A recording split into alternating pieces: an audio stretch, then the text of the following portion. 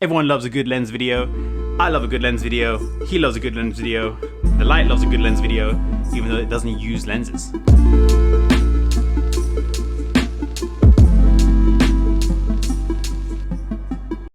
Hey, what is going on, guys? This is Leo back for yet another video. And it's a holiday season, Christmas time, as you can tell by the amazing decorations that I have going on there. Merry Christmas, guys. Let's get this show on the road.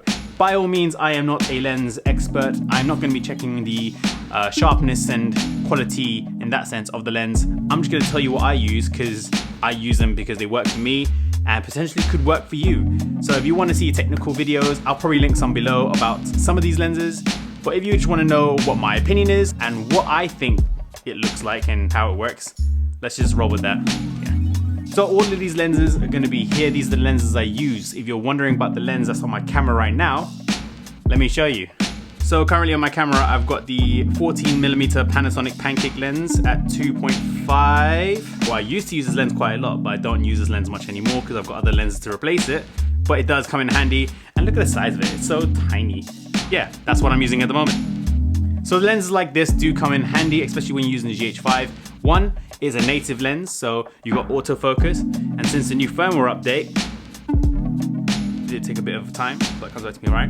The autofocus seems to be pretty good now, so I'm gonna rely on this for this video because I normally stick with manual focus. But for the sake of this video, let's just use and trust Panasonic today. So up until recently, I've been using the Zhiyun Crane V2. Now, it's a very good gimbal, but it couldn't hold the Sigma 18-35 art lens with my GH5 because the setup was just too heavy.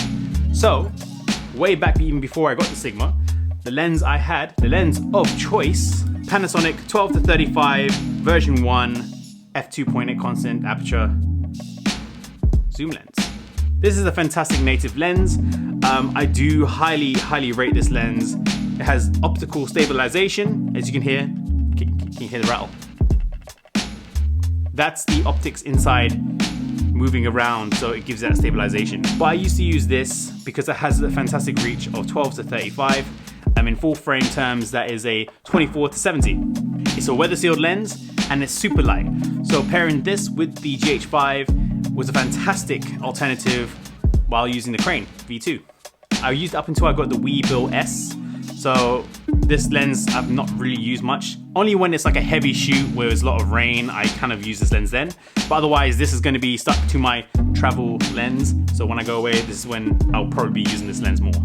So the problem that people find mainly with the Micro Four Thirds lens lineup is that the options for wide is very slim and very expensive. So pretty much the widest I ever went with this system was 24, that I was using on my zoom lens, until I came across a fantastic wide angle lens, and it was only because I was scouring the used market, and that lens is the Panasonic 7-14 super wide angle lens. Wow, look at that, super wide. It does protrude a bit. This is a constant f4 aperture, so it's not the fastest lens in the world, but it does go all the way from a 14mm in full frame sense all the way to a 28. So it goes from a 14 to a 28 field of view. What a range you get in this is actually really impressive. But this does come in handy, especially when you're filming weddings. The iconic scene when you come out and the confetti goes up and it's super slow motion and you have the nice wide angle lens to capture everything and every moment. That's kind of what I use this lens for. This lens is quite expensive if you buy it brand new. I think it's retailing about 700 to 800 pounds. For f4 lens, it's not the greatest of prices, which is why I didn't buy it for such a long time. But when I was scouring the internet, I managed to pick this one up for about 180 pounds used. It does have some damage in terms of scratches on the outside, but the front element was absolutely perfect and the back mount was absolutely perfect. And in my eyes, if I'm spending a fraction of the price just for a bit of cosmetic wear on the outside, that's not gonna bother me at all.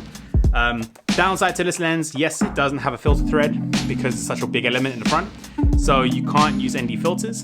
Swaps down to f4, so it doesn't really matter. And it's a wide angle lens, so again, you don't really need that shallow depth of field. Well, I personally don't. I don't know about you guys, but that's just a personal preference. My newest lens I've recently bought is the Sigma 16mm F1.8 contemporary lens, I think that's what it's called. I may be completely biased because I've just bought it, but wow, what a lens it actually is.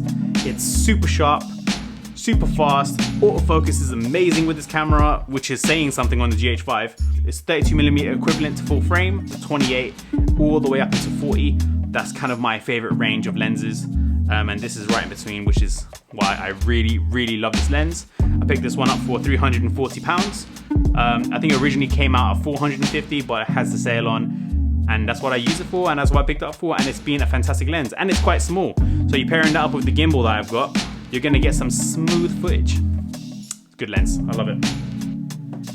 Now we're gonna move on to the final lens of my kit, and this one is, I think everyone already knows about it. I talk about it most of the time. I film most of my work with it, and I generally have it on this camera when I'm not talking about lenses. And that lens is the Sigma Art 18-35 F1.8 constant aperture, and that's paired with the VILTROX EF to M2 0.71 speed booster.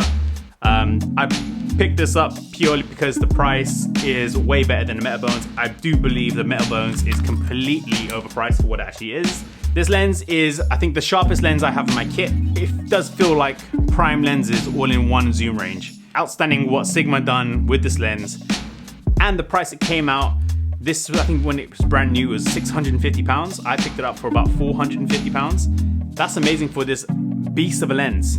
It does have drawbacks, it does. The focusing, autofocus is not entirely quiet. It does have a little weird clicking noise when you focus with it. I think those that own this lens know exactly what I'm talking about. It is a very heavy lens, so you will get fatigued very quickly. This is my favorite lens. I do use this for most of my narrative work, for most of my filming work, for most of my weddings, and I do sometimes use it for taking pictures because it does get that nice shallow depth of field. This is an amazing lens. I can't speak about it enough. That is the one lens you'll probably need, unless you need a super zoom lens, which I rarely ever use. So that is all the main lenses I use in the Micro Four Thirds system for filmmaking. If you have any other suggestions, let me know in the comments below. Feedback is always welcome. I'm gonna wrap this video up very quickly because my light is about to die. Guys, thank you so much for the support and love. I can't believe we hit 200 subscribers.